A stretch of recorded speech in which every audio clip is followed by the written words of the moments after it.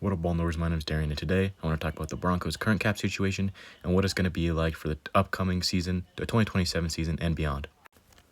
Now, the Broncos currently have around $20 to $25 million in cap after the Dre Greenlaw post-June 1 cut went through, and they got around $8 million or so in savings, but with a little bit of dead cap. But my real issue with the Broncos cap situation currently is the decision to restructure Quinn Miners and Jonathan Cooper this offseason and to do nothing with the money currently. Now, there is still some time and the Broncos could make a trade deadline accusation, which makes sense, but as it stands, the Broncos' decision to restructure those two players makes zero sense, especially for their future cap. Because it saved them around $10 to $15 million through restructures, but sitting at around 20, they don't even really need that money, and they've done nothing with it, like I said. Now, you'd think that money would go to a guy like Jalen Waddle, who the Broncos brought in, but due to the trade with the Dolphins, he's only making around $5 million this upcoming season for the Denver Broncos before jumping to around $29 million. So it's already a $14 million jump next year for Jalen Waddle. Now, another issue is the Broncos have a lot of these players who are on lower to mid cap hits who jump drastically for the 2027 season. To start off with the obvious two, we got a guy like Quinn Miners who got his cap restructured, moving $8 million to 2029 and around $3 million to 2030, making his cap hit for the 2026 season around only $9 million, which is a steal.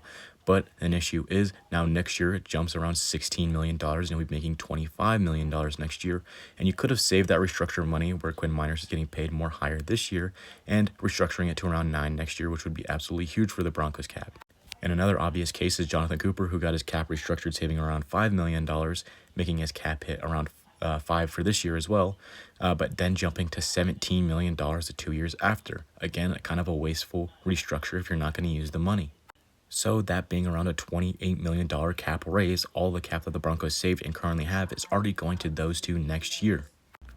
Next up, you got another guy in Courtland Sutton whose cap jumps from around $14 million to $28 million, which I think, as I'm talking about this right now, is a guy who could potentially get cut next year because paying two wide receivers around $60 million is pretty hard to handle when your cap is already in the situation that it is and a bonus extension looming. Other guys you got to look at is Nick Bonito, who's jumping from $8 million to $32 million. You also have Garrett Bowles, who jumps from also $8 million to $26 million. It's just a lot of guys jumping up high cap hits, and I'm really interested to see what the Broncos will do to shed cap. As you see at the top, the Broncos are projected negative $35 million, 29th in the league. I don't know if that's fully correct, but I believe the Broncos will be currently bottom 5 in cap space heading into the 2027 season. Another guy, Pat Surtain, jumping from $16 million to around $26 million, given we don't know a ton about the pay raise that he got earlier on. According to Over the Cap, the Broncos are projected to have around $2 million, which probably still puts them lower end of the league. And like I said throughout this video, I'm just really interested to see what they do because I'm honestly a little worried. They made some, in my opinion, dumb restructures. You're pushing money down the line and you haven't even used it this season. Again, that can change with a trade or a signing, but even still, I don't think it'll be significant enough to warrant where you're going to be at next year cap-wise. You have a lot of high cap raises. That means you're going to have to make some difficult decisions on guys like Courtland Sutton, guys like Ben Powers, potentially guys like Mike McGlinchey. And then you got guys who with looming extensions, which I really don't know what you do with now. You do have around $54 million in 2028, according to Over the Cap. So do think the Broncos' money evens out after that.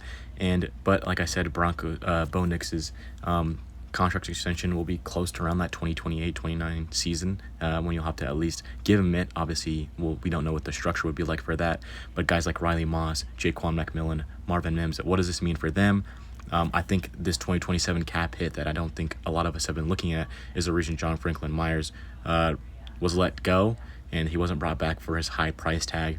So I'm really interested to see what the Broncos do. We thought that they were in a better cap situation than at least that I thought they were. There's also guys like Talanoa Hufanga, who will probably have to extend soon, and he has a $14 million void year at the end of his contract, which is very interesting because you'd be paying $14 million to a guy who potentially couldn't even be on your team. But if he continues his play, I do think he'll be extended. Another guy I forgot to mention, Brandon Jones. I think paying a safety could be seen as unnecessary with all the cap that the Broncos are dealing with the next couple of years. Obviously, the cap could rise as well, so we don't know how much it will rise the next couple of years. But I do think the Broncos have some interesting financial decisions to make in the upcoming years, and I think one of those will be a guy like Cortland Sutton, unfortunately getting let go of this team. And sorry, I ran out of breath. Things like the draft have to be way more important to the Broncos. As you have a QB extension looming and all these guys getting paid more and more money, you're going to have to hit on your draft picks, and they need to be instant impact players. I think this past draft, without their obviously top picks, is going to be very important for the Broncos, because these guys are going to have to develop more fast. And I think this is the last year the Broncos can have guys who are not having instant impact, especially with premium picks, like a guy like Tyron Onyedem. I'm fine with that, Tyler Onyedem not having a big impact this year, but he needs to have an impact in 2027 and beyond. And the top picks that the Broncos make in the 2027 and 2028 NFL drafts need to make more instant impacts for this team if they want to continue to compete for Super Bowls. And obviously, they haven't even done that so far. Making it to an AFC Championship game with a Bo Nix injury was unfortunate, but this team still has a lot to prove, and they're doing it on a first-place schedule. So let's see what the Broncos can do, and I just found this cap situation very interesting and something that I think more people need to talk about.